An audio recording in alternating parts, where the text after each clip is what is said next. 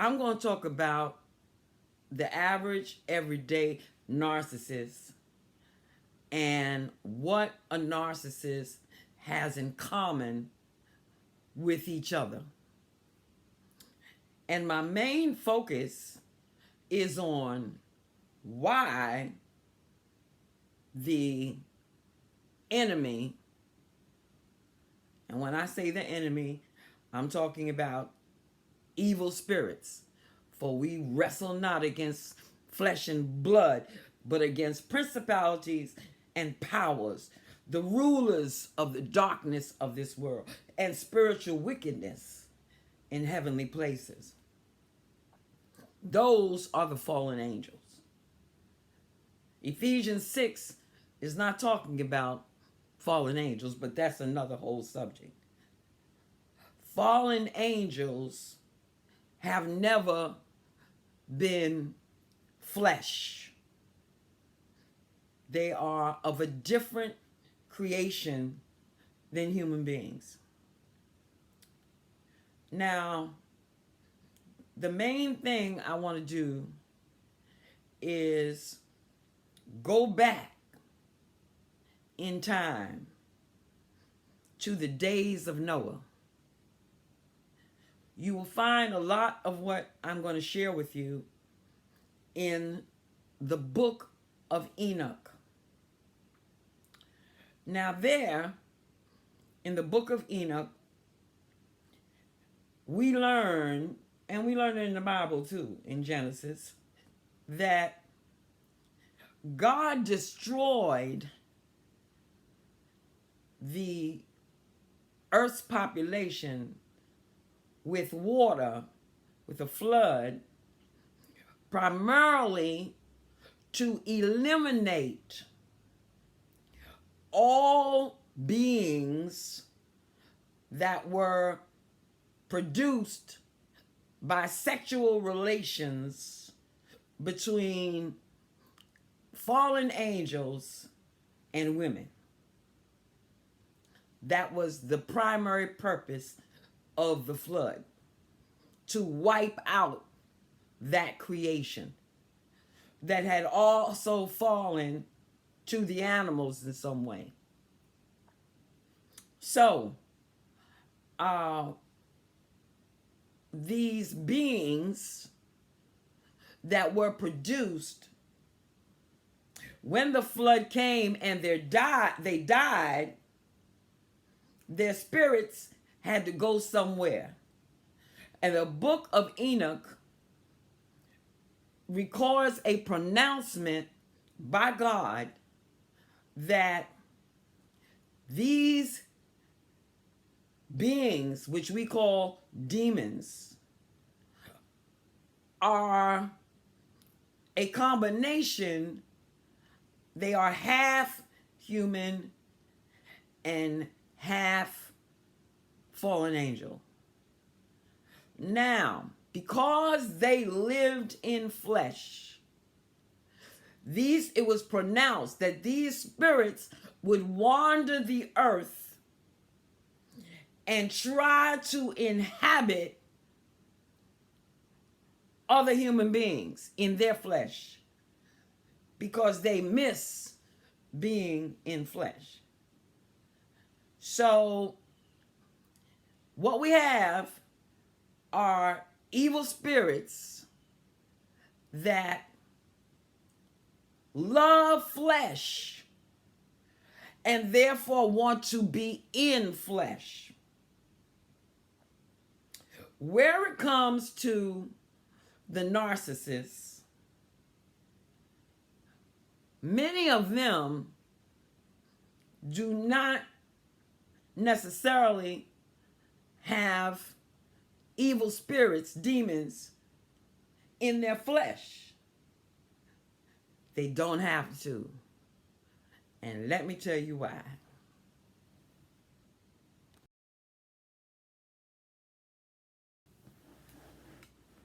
Okay. Now here's the deal. The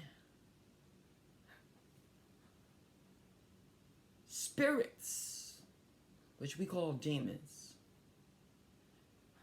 of those who died during the flood. Those are the same spirits that have existed in the spirit realm, who roam about seeking who they can enter because they love flesh so much.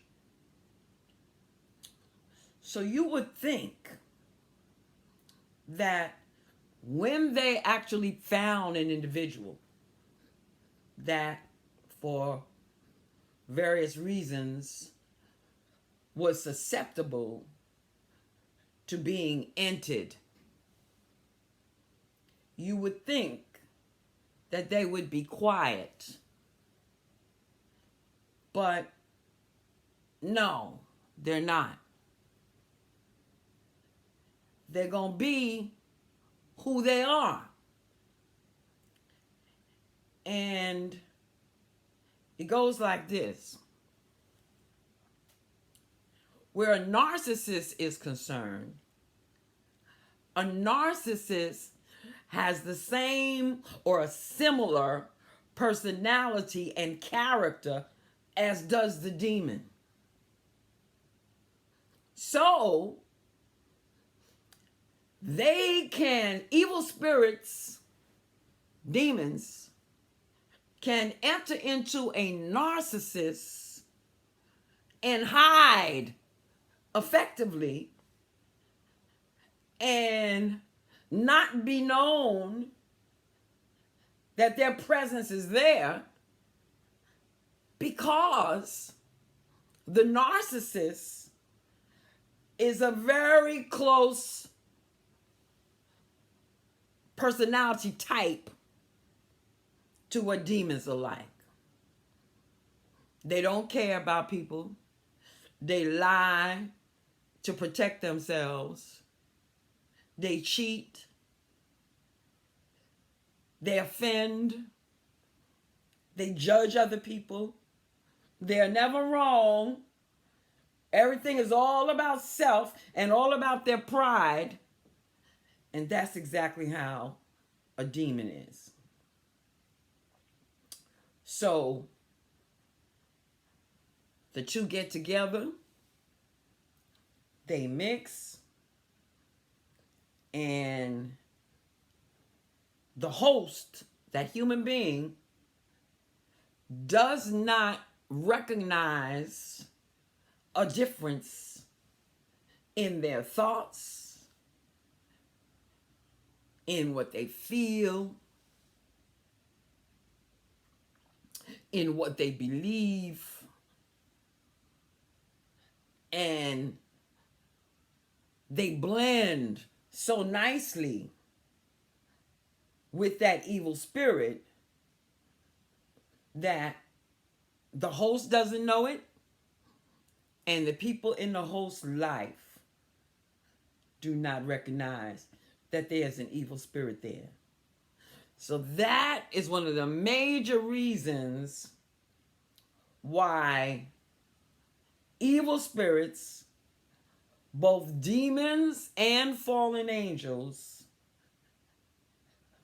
like the narcissist, because they can work through the narcissist unhindered because they are compatible with each other. Now, when the compatibility ends and there's a conflict, an inner conflict that plays out between that demon that's in there or that fallen angel that's working on the outside, or the both. When there's a conflict, then that conflict turns into torment as a battle is played out upon the soul of the host.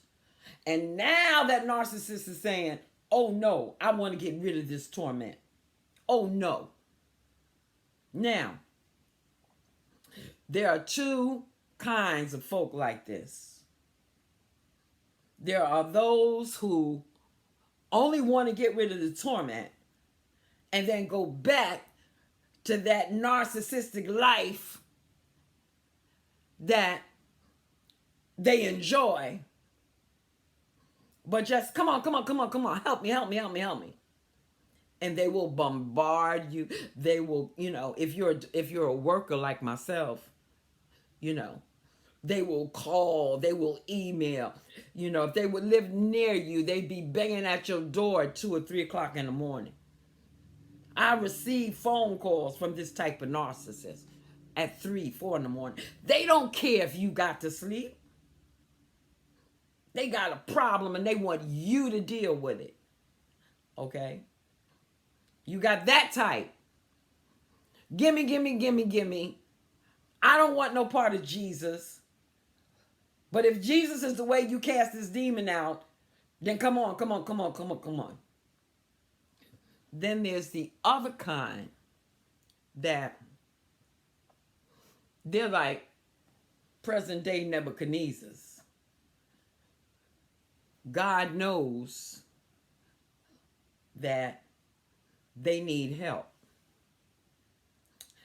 And so he creates a conflict, a catastrophe between the evil spirit and the human being, the narcissist. And he puts into the narcissist a desire to know God, to know him. And that's the kind that you can work with. Leave the other kind alone, because they're never wrong. You're the one that's wrong. They will get abusive and demanding, and they ain't never gonna change. So you've got to recognize when you've got in your midst a narcissist that God is working with, or one that is in league with the devil. And even if you could cast something from him or her, they're going to go back, and the devil will always have them. All right? So I hope I gave some understanding here. If you of the second type, the narcissist that wants to change because God has put it in you to change, then you call me. The rest of y'all, stay away. I will have nothing to do with you. Call me here. 888-818-1117. And be ready, because I am going to show you yourself. And I will, in the process, correct you. And your pride and your sense of self will be challenged. So I'm warning you up front. If you can't deal with that, then don't call me. You can also send me an email, because I can pick up your nature by what you write. Send it to getreadyforthelord@gmail.com. Okay, you have a good weekend here. All right, bye-bye.